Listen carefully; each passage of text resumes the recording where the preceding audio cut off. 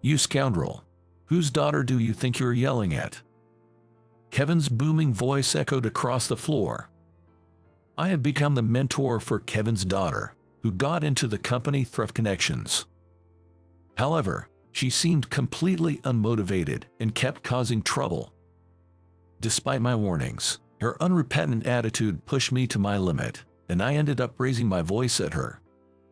Seeing this, Kevin roared in fury. "You made my daughter cry. You're the worst kind of scum. Someone as worthless as you doesn't belong in our company. Get out of here, now." I simply replied, "Understood, I'll leave," and left the company right then and there. Kevin seemed pleased, but that's to be expected. He didn't know who my father was. My name is Alex Thompson. I'm a 27-year-old man working at the general trading company Smith Trading. I've been in sales for 5 years. I enjoy interacting with people, so I chose a career in sales, and it's been a great fit for me. In my role, I meet various clients, which provides many opportunities to interact with different people, making my work enjoyable. Our company is quite sizable and is well known in the industry for its comprehensive employee benefits, making it a reputable workplace. The staff is generally good-natured, and it's rare to find anyone unpleasant. I have grown so attached to this company that I wanted to spend my entire career here. The new fiscal year had arrived, and with it, the season for new employees to join. By my 5th year in the workforce, I had gained quite a few juniors. And on this day, my manager, John, assigned me the role of mentor to a newcomer. "Alex, I'm counting on you. I believe you can do it, and I'll support you. Let's do our best," John encouraged, boosting my motivation. "All right, let's give it my all." "Everyone, how are you?" said Kevin Johnson, the company's executive vice president, as he appeared. "Kevin, how are you?" John and everyone else in the department greeted him, and then a woman appeared behind Kevin. Her eyeshadow was blue, her eyelashes were perfect, and her lips were so shiny you'd think she had just eaten fried chicken. A classic question that almost slipped out. Well, that must be lip gloss, and her nails were incredible. They were extremely flashy. So, can it grab coins as small as a penny? It's that long and sparkly, adorned with pearls and such. She definitely had the look of a modern girl. I was wondering who she was when Kevin said, "This is my daughter, Megan. She's one of this year's new recruits and will be joining this department. Who's in charge of training her?" Yes, we were thinking of having Alex take care of it." Is that so? Is that so? And Alex is?" Yes, that would be me." As I raised my right hand, Kevin patted my shoulder and said, You then. Please take good care of my daughter. Very good care." And with a "see you," he left the department. He said very good care twice. I guess that means something. Huh. As for Megan, Kevin's daughter, she was nonchalantly playing with her flashy nails, looking completely uninterested. Well, she is a new employee, after all. Megan, could you introduce yourself?" John asked somewhat hesitantly, to which she replied with just, "I'm Megan, 20 years old," and left it at that. Is that all? The whole department must have been thinking the same, as the room fell eerily silent. "Anyway, I'm Alex, your mentor. Looking forward to working with you," I said to Megan. Then, she responded with a "yeah" and began to fiddle with her hair. Is she really going to be okay? I can't help but feel anxious. My worries proved to be well-founded, as Megan showed an extreme lack of enthusiasm for her work.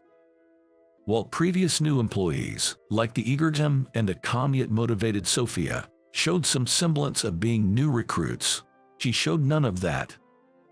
By the way, as her mentor, I've noticed she doesn't seem interested in communicating with me either. Even when I try to engage her in conversation, she's often looking at her phone or, even worse, her nails, hardly appropriate during work hours. Naturally, this makes effective communication virtually impossible. Is she perhaps not comfortable with verbal communication? I wondered, thinking she might be more talkative via email or social media. So, I suggested, I think it would be better to have each other's contact information. Could you share your email or social media account? Her response was a firm absolutely not. I wondered if I had been too forward. But then again, she frequently used her phone during work or left her seat often, and when asked, she would say she was taking a break or going to the restroom. It was clear to everyone that she lacked motivation. Where on earth did she leave her enthusiasm? She would complete the tasks I assigned, but without a finished report from Megan, I had no way of knowing if she had actually completed them, leading to unnecessary double-checking. Megan, if you report when you're done, it makes it easier to check. Isn't it unnecessary since you'll check afterward anyway? She retorted. I thought reporting was essential, but it seemed futile to argue. Despite this, Megan's writing was meticulous, and she could complete paperwork at a decent pace, suggesting she was capable when she wanted to be. It was just that she chose not to, and as Megan continued to be a source of trouble for me, days went by and work didn't stop. Today was a day to visit our client. We've had a long-standing relationship with this company, and I have been introduced to them as a new employee myself. Since then, I took over from my senior and have maintained a good relationship with them. I'm even on friendly terms with David, our contact there, outside of work. When I mentioned to Megan that we were going to greet her client, she looked visibly annoyed. It's all part of the experience. I somehow managed to persuade her before we headed to the client's location. We were shown to the usual meeting room, and Megan was fiddling with her phone while we waited. Megan, you might want to stop that, I started, just as David entered the room. Alex, thanks as always for your help. Really appreciate it. David, the pleasure is all ours. Today, I've brought our new recruit with me. I encouraged Megan to introduce herself. Oh, a lady this time. David seemed intrigued, waiting for her introduction. Megan looked up from her phone and said simply, I'm Megan, then immediately looked back down. That's it. Really, that's it. David glanced at me as if to say, is that all? Don't look at me. Megan, is that all for the introduction?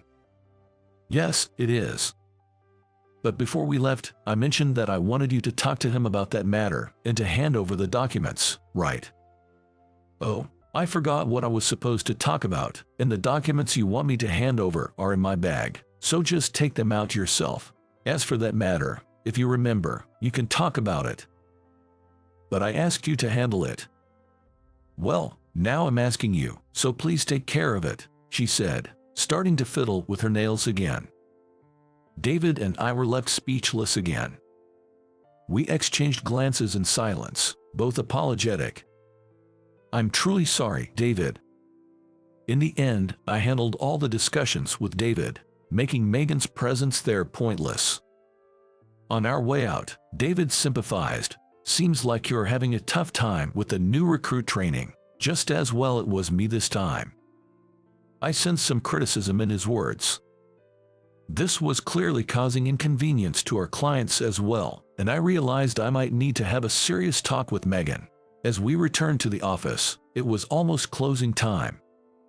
But since we had been visiting the client, I needed to submit a report. Overtime isn't ideal, but it's easier to write the report on the same day while the discussion is still fresh in mind. Megan, I need to write the report now, so could you stay a little longer? No, the working hours are over, so I'm going home. Goodbye. With that, Megan really just left the department. Before I could even speak, that was it. Everyone in the department was taken aback by her behavior. As expected, Megan's attitude was poor, and even after returning home, I continued to feel disgusted. People around me even asked, "Did you get angry?" Even I, who thought so, was quite upset. With those feelings, I came to work the next day to explain to Megan how to prepare the report. Despite her attitude, Megan does show up for work every day. Well, I've heard that her father, Kevin, brings her along. but I decided to address yesterday's behavior as well and said, "Megan, your attitude towards David yesterday was unacceptable. He's someone we've relied on for many years, so he didn't say anything, but it wouldn't have been tolerated if it were someone else." "Ugh, well, I didn't get scolded, so it's probably fine, right?" "It's not about that, it's about how that attitude won't be acceptable elsewhere. What if someone treated you the same way?" "I wouldn't care." Her casual response left me muttering, "That's not good at all." Our attitude can lead to contracts being terminated. We have to be professional in our roles, I tried to explain. But she just laughed it off as, "Oh, that's an exaggeration." My patience was wearing thin. "Megan, with that attitude and mindset, you might not be able to continue in this company. Then you should just fire me."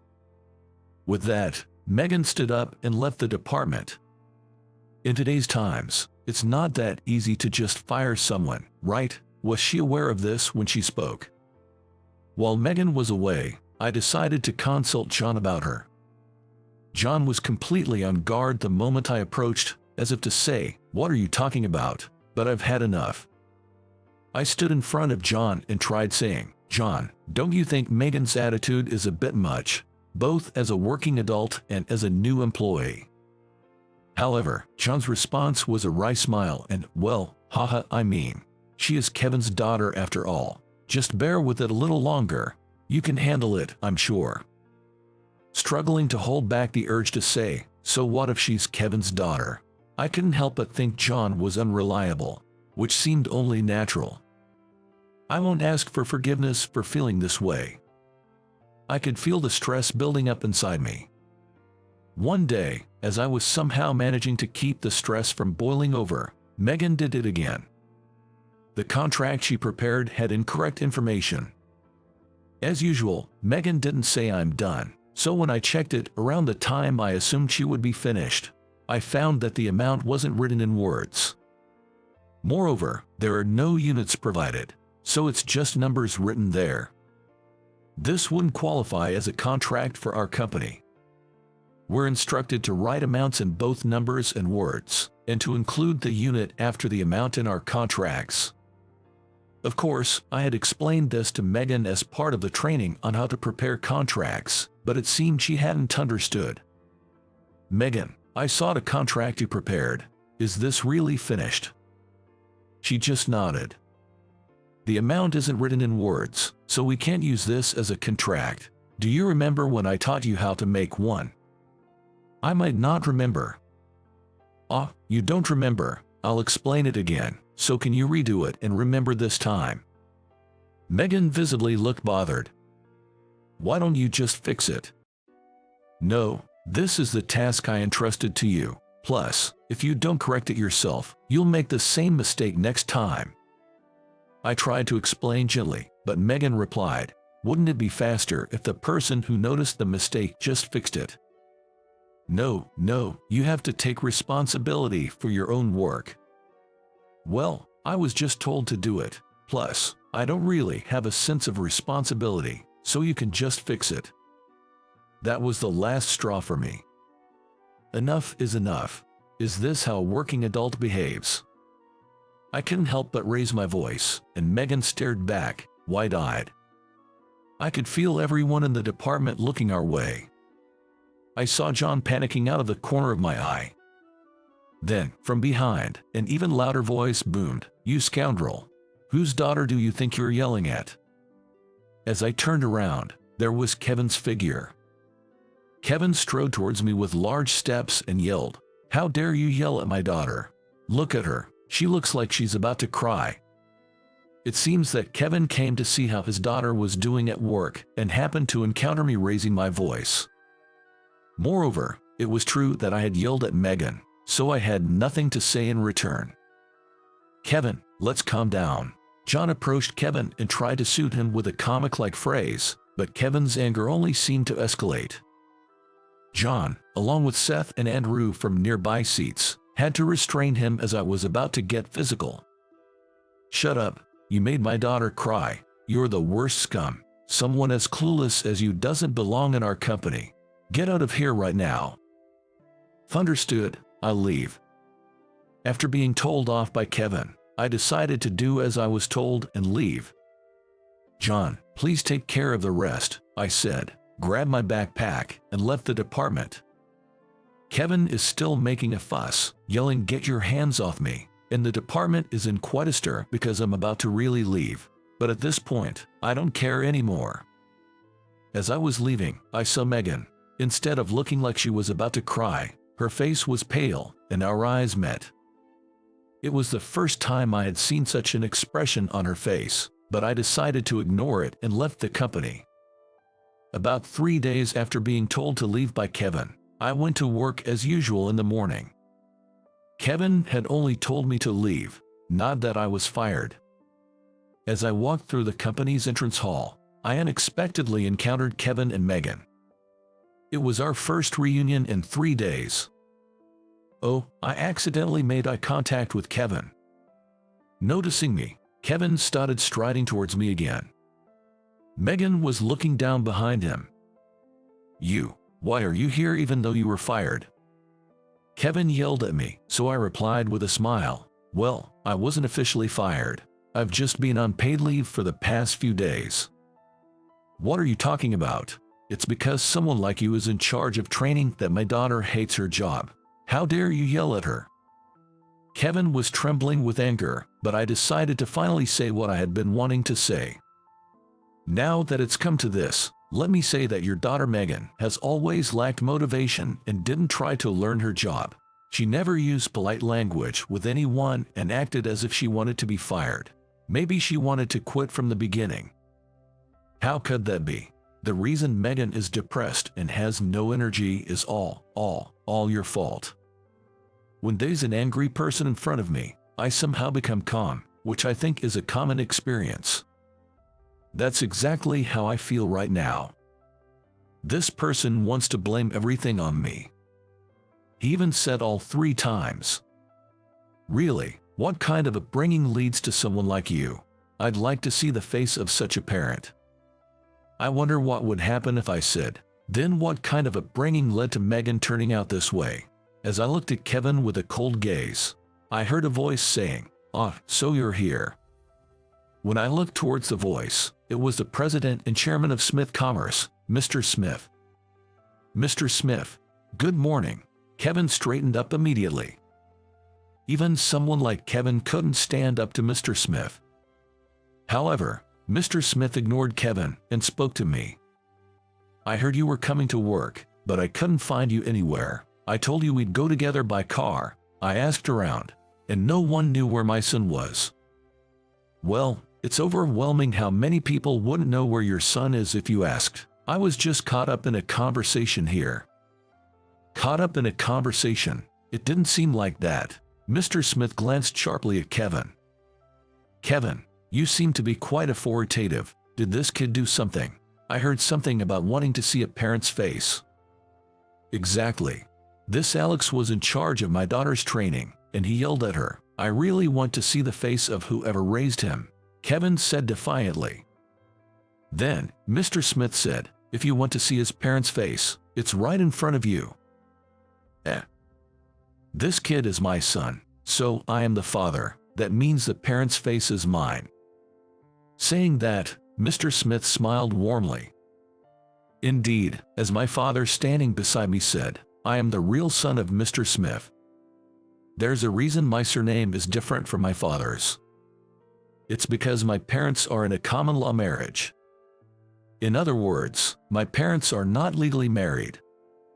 And there's certainly a reason for that too. The reason for this is because my mom always cherished her freedom and didn't want to be tied down by anything. My mom, a designer who traveled the world for her job, always referred to it as her calling. She is still active in her career, and her brand Marin is featured in the Paris collection every year.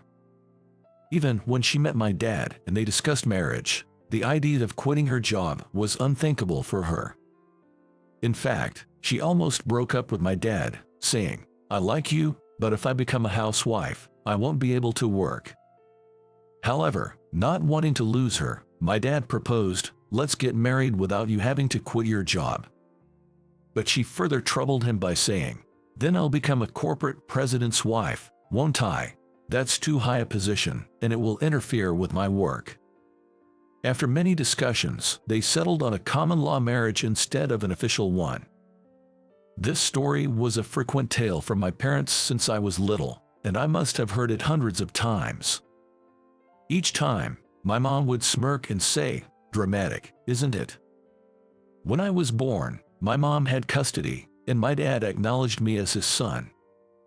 Though my mom, dad, and I lived apart, I believe we still had a strong family bond. My dad took full responsibility for my financial support, including my education.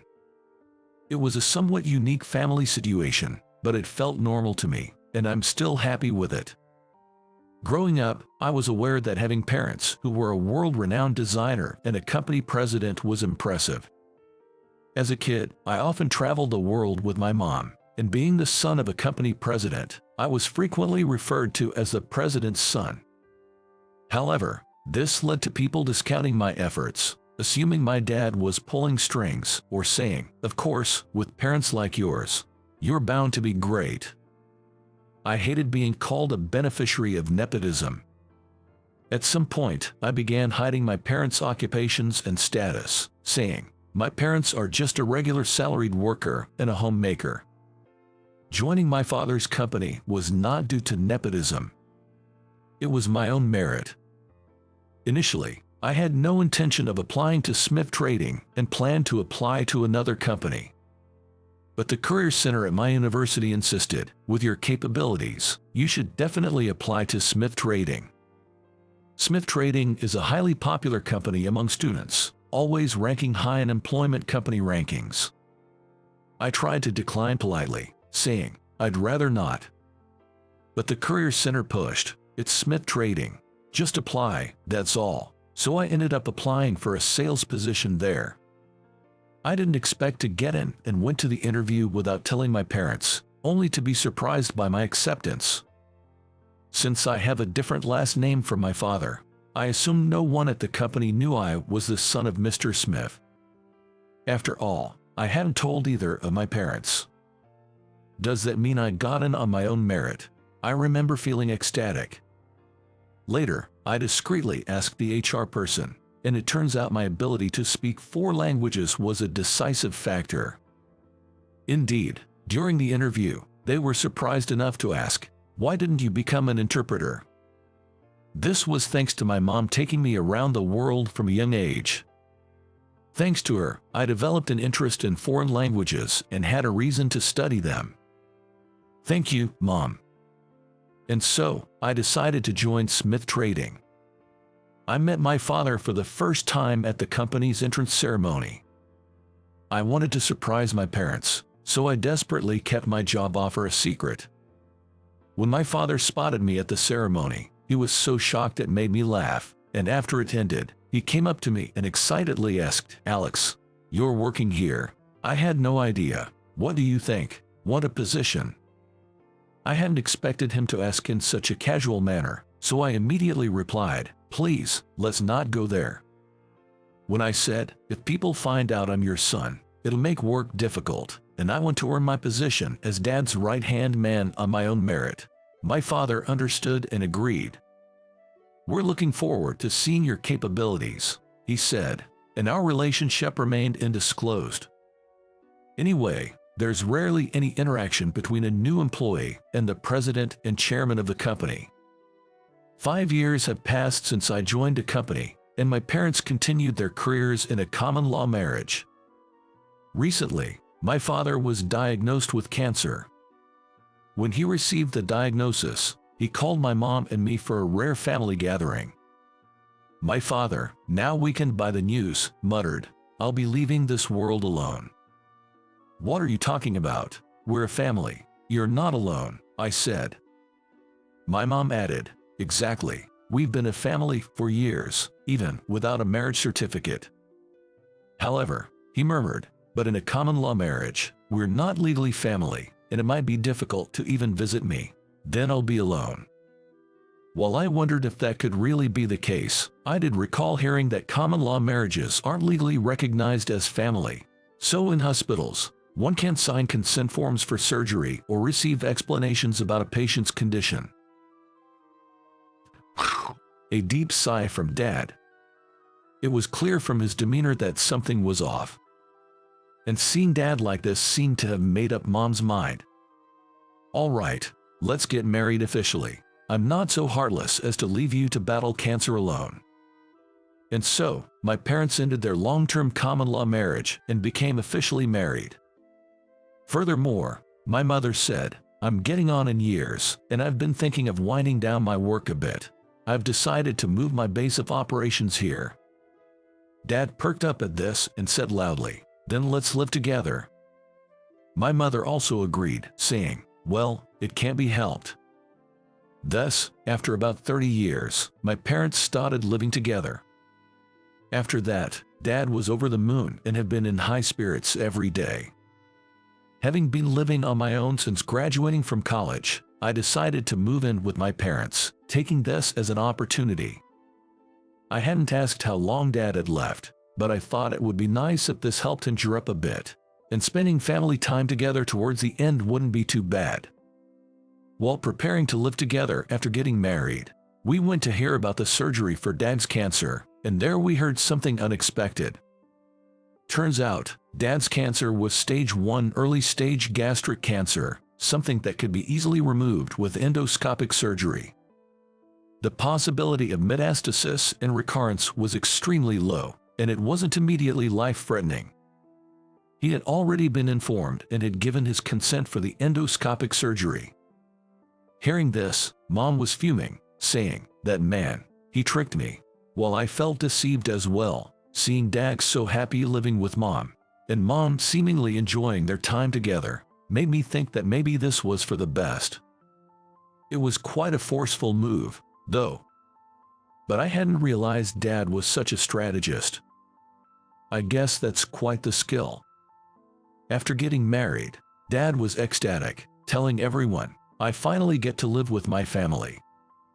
Only I knew that the joyous skips Mr. Smith made through the office, which sparked rumors of great company performance, were actually because he was overjoyed about finally living with Mom.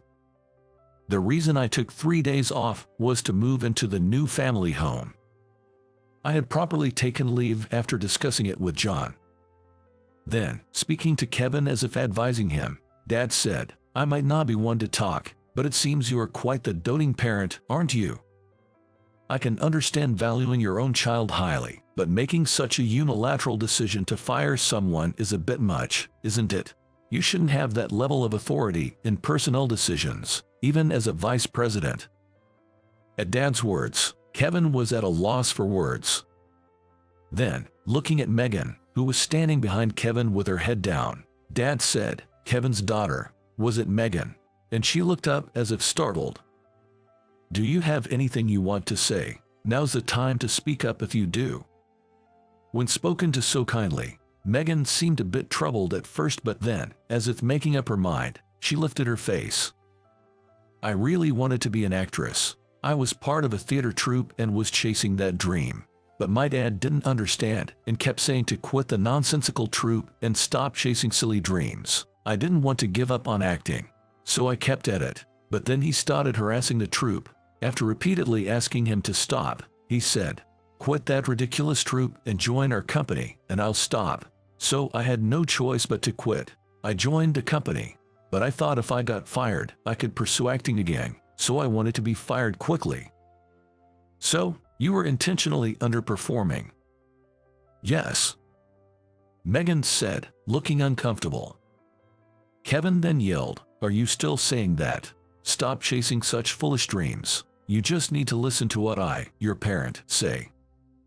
Mr. Smith calmly interjected, I understand how you feel. We're parents, after all. We don't want our children to take up an unstable job like acting. And I understand why you'd take such drastic measures if they don't give up. If my son said the same, I might do the same. But children aren't our possessions. I understand your concern and care, Kevin, but I think the way you are protecting is wrong. Megan is already 20 and should take responsibility for her own life. Mr. Smith spoke firmly, yet in a manner that seemed to advise Kevin. Kevin was left speechless. Finally, Mr. Smith said, "Kevin and Megan, you are both on house arrest for the next 3 days. Use this time to have a proper discussion." Then he added, "I've got a meeting to attend now. See you, Alex," and left. I was thinking I should head to my department soon, but before that, I felt I needed to say something to Megan. "I understand your situation, but you realize what you did isn't acceptable as a working adult, right? If you wanted to be fired, there could have been another way. I'm sorry." She was able to apologize properly. "I want you to apologize not just to me but to other colleagues, John, and our clients, especially David." "I'll go and apologize," Megan said earnestly, and I responded, "All right, please do. I had suspected that you might have been intentionally underperforming. Your paperwork was actually done quickly, and you were quick to learn other tasks. By the way, Megan, is pursuing your dream of acting something that can't be balanced with work?" "Huh?" Megan was taken aback by my question. "I mean, if you were pretending to be bad at your job, doesn't that mean you could also do the opposite? I've heard it's common for actors to have a separate day job. Maybe it's something you could do too. It's just my personal opinion, but I hope you'll consider it." I'm not sure how much my words resonated with her or what she'll decide to do. But I hope Megan finds a path that she's truly satisfied with as I head to my department. After the 3-day house arrest, Megan returned to work with a clear and bright expression. She declared, "I've had many serious discussions with my parents. I'll balance my dream and my job." Moreover, she apologized to me, saying, "I'm truly sorry for everything. I'll work hard from now on, so please guide me again." Afterward, Megan went around apologizing to everyone in our department and others. And she's planning to apologize to David tomorrow. She's already made an appointment. I'm planning to accompany her. She also managed to return to her theater troupe and plans to participate in their activities after work and on weekends. Things might get a bit hectic, but since I've had the opportunity to join this company, I'll do my best," Megan said, looking more vibrant than before. Kevin also apologized to me directly, saying I'm sorry, and it seems the discussions within the Johnson family led Kevin to realize he had been too overprotective after hearing Mr. Smith's words. They decided to give each other some space, and Megan, who had been living at home, decided to start living on her own, while Kevin offered to transfer to a subsidiary company. Kevin's transfer was approved, and he moved to the subsidiary within a week. Megan is currently looking for a place to live. "Every time I come home, I'm greeted with 'How was your day?' which makes me think I'll be getting daily calls if I start living alone," she said with a laugh. In fact, I've started receiving daily emails from Kevin asking, "How's Megan's work going?" But I'm thinking of keeping that to myself. I personally find it rewarding to see Megan grow day by day in her role. It's gratifying to teach someone eager to learn. And somewhat troublingly, it's become common knowledge in the company that I'm the son of Mr. Smith. Changing my surname from Anderson to Smith might have contributed to that. The decisive factor was probably that conversation with Kevin and others in the entrance hall, which was overheard by passing employees. And knowing Mr. Smith, he's probably been saying things like, "My son, you know." There are even rumors I might become the next president. It feels like another one of Mr. Smith's deliberate acts. There's also a rumor that Mr. Smith is doing the role of president and chairman to prepare the president's position for me. When I ask Mr. Smith, he just smiles, and I have no intention of becoming the president myself. I'm even considering asking for a transfer somewhere else. Those are the kind of days I'm having. Just like Kevin wanted to protect Megan, I think it's natural for anyone to want to protect their loved ones. But if you go about it the wrong way, not only does your intention not get conveyed, it might even lead to misunderstandings. It made me think about how important it is not to make mistakes in how I protect the people important to me. What's the right way, you ask? I don't have a clear answer either. But that's why communication is so important. Discussing each other's thoughts is crucial. It made me think again about the importance of valuing my parents.